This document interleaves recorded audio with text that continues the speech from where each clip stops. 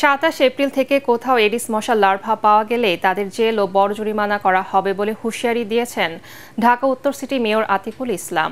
এমনকি city corporation বা সরকারি অফিসে অভিযান চালানোর ঘোষণা জানিয়েছেন তিনি। রাজধানীর মিরপুরে ডেঙ্গু প্রতিরোধ বিষয়ে আলোচনায় এসব কথা জানান মেয়র। রিপোর্ট করছেন আদ্দিন সজীব। ভিশন এসি নিয়ে এলো মানিব্যাগ গ্যারান্টি অফার। 1 মাস ব্যবহার করে সন্তুষ্ট না হলে সম্পূর্ণ টাকা ফেরত। প্রতিবছর এডিস মশার কামড়ে দেশে প্রাণ হারাচ্ছে শত শত মানুষ। এবার সেই পরিস্থিতি যাতে না হয় তাই আগেভাগেই প্রচার অভিযানে ঢাকা উত্তর সিটি কর্পোরেশন।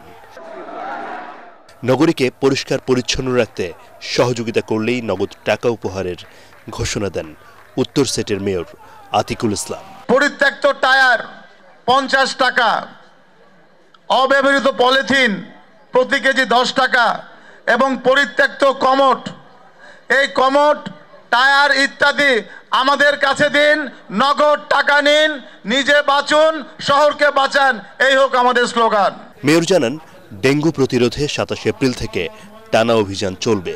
বাসাবাড়ি, অফিস কিংবা সরকারি ভবনে এডিসের লার্ভা পেলেই কঠোর আইনি ব্যবস্থা নেওয়া হবে। 27 তারিখ থেকে যেই বাসায়, যেই অফিসে, যেই জায়গায় আমরা লার্ভা পাবো তাদেরকে ফাইন, জেল এবং জরিমানা করা হবে, এটি আমি ডিক্লেয়ার করলাম। গভর্নমেন্ট অফিসেও যদি আমি পাই, এই গভর্নমেন্ট অফিসের যে দায়িত্বে যে আছে তার বিরুদ্ধে মামলা হবে, কেস হবে, জরিমানা হবে।